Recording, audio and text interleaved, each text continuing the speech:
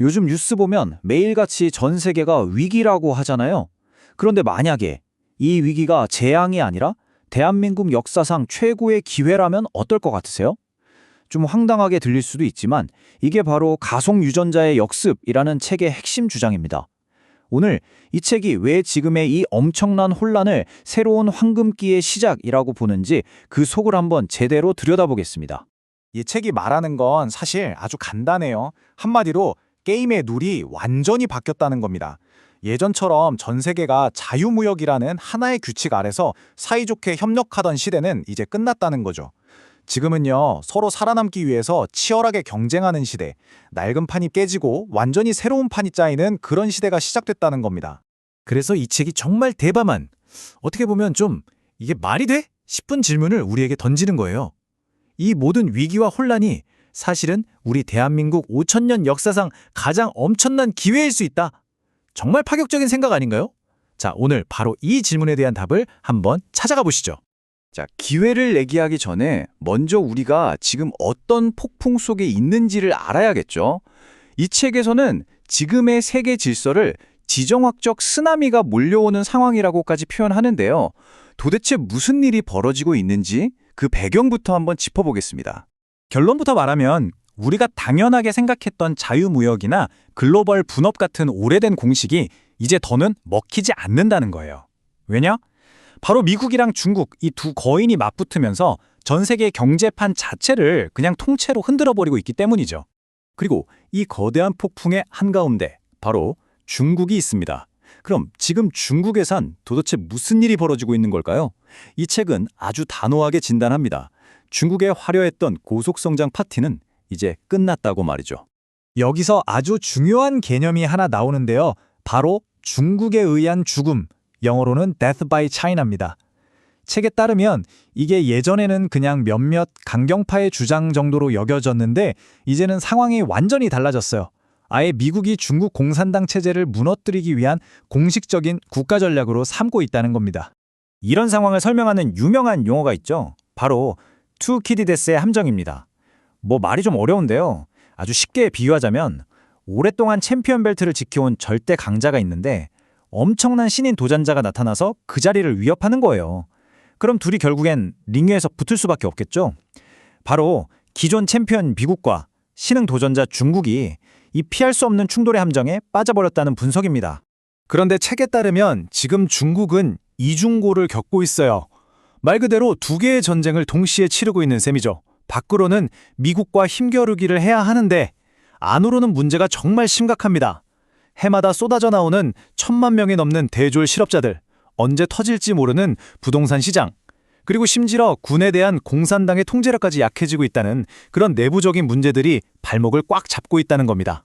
이 모든 게 합쳐지면 어떻게 될까요? 책은 꽤나 충격적인 시나리오를 제시합니다. 바로 안에서 터져나오는 불만과 밖에서 조여오는 압박이 어떤 한계점을 넘어서는 순간 중국의 정치 체제 자체가 흔들리거나 심지어 붕괴될 수도 있다는 가능성입니다. 이 그림이 바로 그 위태로운 상황을 보여주고 있는 거죠. 자, 지금까지 바깥 세상의 위기에 대해 충분히 이야기했죠. 그럼 이제 시선을 우리 대한민국 안으로 돌려볼 시간입니다. 과연 우리에겐 어떤 카드가 있을까요? 이 책이 말하는 한국인의 숨겨진 저력, 바로 승리자의 DNA에 대해 이야기해 보겠습니다. 보통 우리가 우리 역사를 어떻게 배우나요? 끊임없이 외세에 시달리고 침략당한 역사, 이렇게 생각하기 쉽잖아요. 그런데 이 책은요, 완전히 반대로 이야기합니다. 그 수많은 위기 속에서도 결코 굴복하지 않고 끝까지 우리 자신을 지켜낸 승리자의 DNA가 우리 피 속에 흐르고 있다는 겁니다. 그리고 그 증거로 바로 우리의 역사를 보여줍니다. 100만이 넘는 수나라 대군을 물리친 것부터 세계를 정복했던 몽골 제국에 무려 30년이나 맞서 싸우면서 끝까지 나라를 지켜낸 역사까지. 책은 이게 그냥 우연한 사건들이 아니라 위기가 닥칠수록 오히려 더 강해지는 우리 민족 특유의 저력을 보여주는 일관된 패턴이라고 말하고 있습니다. 그리고 책은 이 놀라운 힘의 원천을 딱 한 단어로 정의합니다. 바로 가속 유전자입니다. 물론 이게 뭐 진짜 생물학적인 DNA를 말하는 건 아니고요. 한번 목표가 정해지면 무서운 속도로 따라붙고 발전하는 우리만의 독특한 문화적 특성을 말하는 거죠. 전쟁으로 모든 게 잿더미가 된 나라에서 한강의 기적을 일궈내고 전 세계가 깜짝 놀랄 만큼 빠르게 성장한 바로 그 원동력 말입니다. 자, 그럼 이 가속유전자라는 강력한 엔진을 가지고 앞서 말한 중국의 빈자리를 우리가 어떻게 채울 수 있을까요? 드디어 이 책이 제시하는 구체적인 해법을 들여다볼 차례입니다. 여기서 정말 중요한 질문이 나옵니다. 전 세계가 이제 세계의 공장 역할을 하던 중국을 대체할 새로운 파트너를 찾고 있잖아요. 과연 그 거대한 빈자리를 누가 차지하게 될까요? 이건 정말 어마어마한 기회거든요. 이 질문에 대한 책의 답은 아주 명쾌합니다. 바로 대한민국입니다.